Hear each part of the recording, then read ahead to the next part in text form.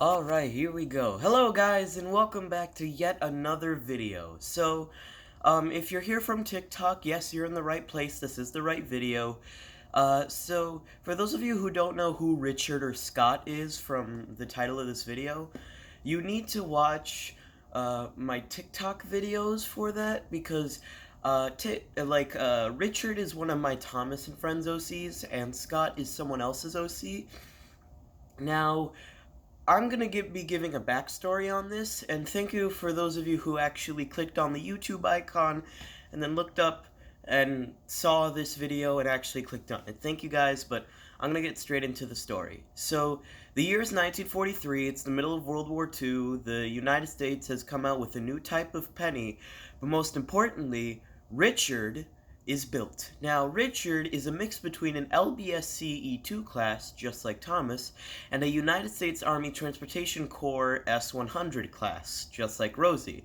His locomotive designer, Edward Turner, always wanted to make a mix between a British and an American tank engine, and Richard was his creation. Now, Richard, before he was ready to go, they had to test him by making him run along the tracks.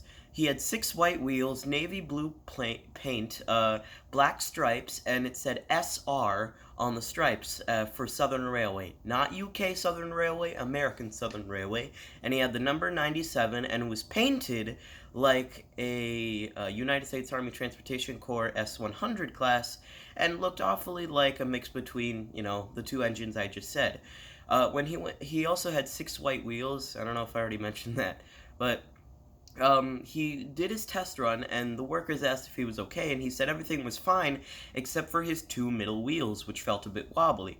The workers fixed the problem, but he tried again, and it still didn't work. So the workers only had one choice. They had to change Richard from an 060 locomotive to an 040, meaning he'd have 6 big driving wheels instead of he'd have 4 big driving wheels instead of 6 big ones.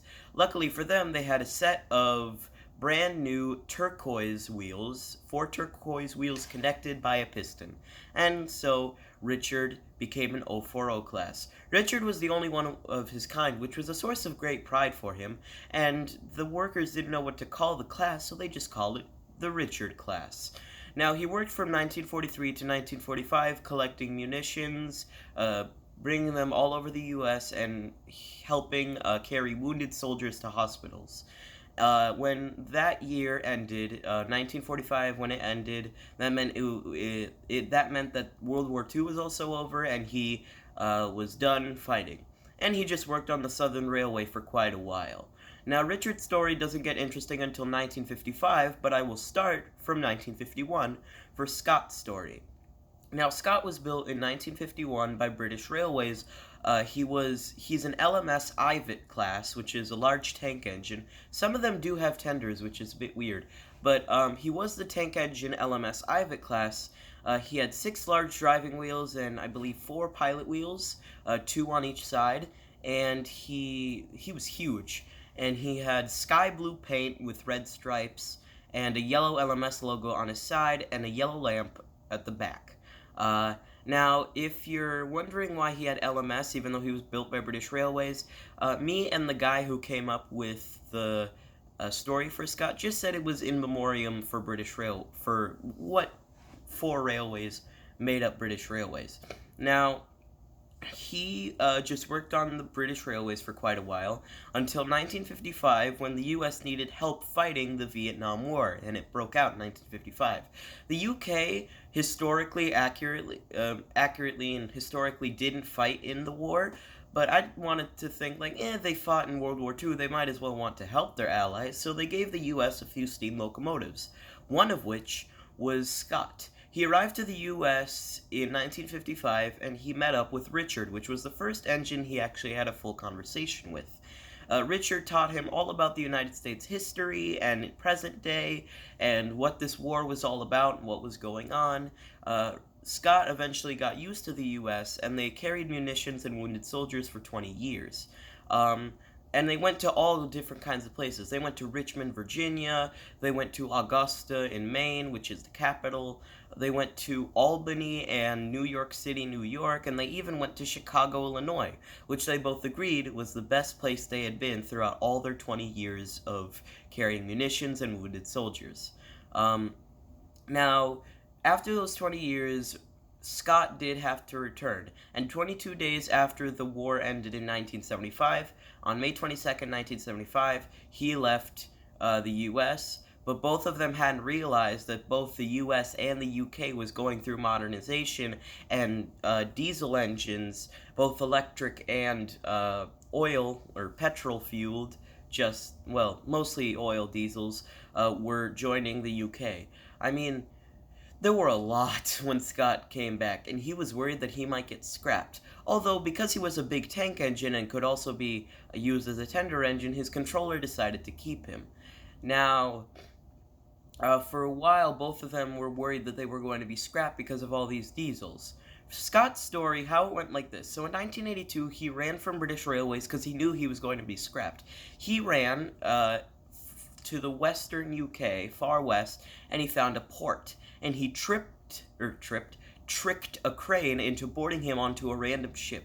He had no idea where he was going, but he knew he had to get somewhere as long as it was away from British Railways. He ended up on the Isle of Man, which is a little island in between Ireland and the UK. And if you don't know, a lot of people say that Sodor is in between the Isle of Man and the UK, despite it being a fictional island, but that's what a lot of people say.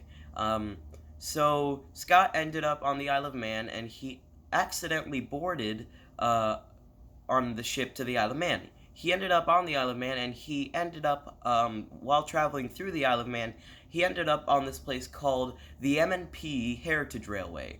I'll tell you why it's called the M&P later, M and P, or M and apostrophe P, but he ended up there, and he worked there for a long, long time. Now, in May of 1983, Richard was also planning on being scrapped, but instead of running away, he decided to take it like a man and accept death. He was originally supposed to be scrapped on May 1st, but his controller was like, your birthday's gonna be in 21 days, so he said he'd let him enjoy his birthday, but then he'd scrap him on May 25th. While he was enjoying his birthday, he was worried about being scrapped, but he decided to take a long run through the island. During the evening, he returned to his shed, and he really wanted a gift of some kind, but he didn't know what gifts he was going to get. He was a tank engine. Eventually, it was his 40th birthday, by the way. So, however, on May 22nd, 1983, let's just say his gift was the island of Sodor. Sir Topham Hatt bought him. Sir Topham Hatt really needed a new engine, and he found out that the US was selling engines as much as the UK was, but the UK wasn't really planning on selling any engines besides diesels. And, well, the US decided to sell them a tank engine. So he arrived on the US on June 1st, 1983, and worked there for many years. He found Thomas and Rosie, which he found out he was technically related to because he's a hybrid of those two engines. And then, well, how do I say this? So, eventually, he started becoming a really old engine. He was an old engine, and he turned 56 in 1999. And in July of 1999, he was starting to have some problems. So, eventually, Sir Topham Hatt was worried about these, and he asked him if he wanted to go, if he wanted to leave the NWR or stop working or something. He had four choices. But he decided to join a heritage railway on the Isle of Man. His four choices originally were either just get euthanized and then scrapped. Hey, sorry, I'm recording. His four choices were either euthanization and then scrapping, either be sold, which was going to be kind of hard considering like it was just mainly diesel railways. Then there was something called the final firing, which was use himself as what's the word? Target practice. Or he could just join a heritage railway. He decided to choose the fourth choice, the fourth and last choice, and he aborted a ship to the Isle of Man, and surprisingly and accidentally, he ended up on the exact same one that Scott was in. And he was surprised to see Scott there, and so was Scott. They barely recognized each other. So they were surprised, and just like how Richard showed Scott the U.S., Scott showed Richard all about the this brand new heritage railway, and how like beautiful it was. And ever since they both joined, the sales for the sales for the heritage railway skyrocketed, and tourists started coming left and right. The reason why it was called the MNP was because it's both. I said that Scott was created by someone else, and Richard was sort of a character created by me. Well, the reason why it's called the MNP was because both me and the guy agreed on this name because it was the initials of both of our last names. I'm not going to say what it is for either of us, um, but I decided that would be a great name, and he agreed with me because it was the Heritage Railway was originally an idea created by the guy. You can find him on social media and YouTube probably, but we both came up with the name. I came up with the name. He eventually agreed to it, and even though the Heritage Railway was his idea, I came up with the name, and we both kind of just mixed our ideas together and thought that both of them would somehow meet in the same universe. And that's pretty much the story. Ever since like present day 2020, they worked there for years, and that's about it. All right, thanks for tuning in, guys.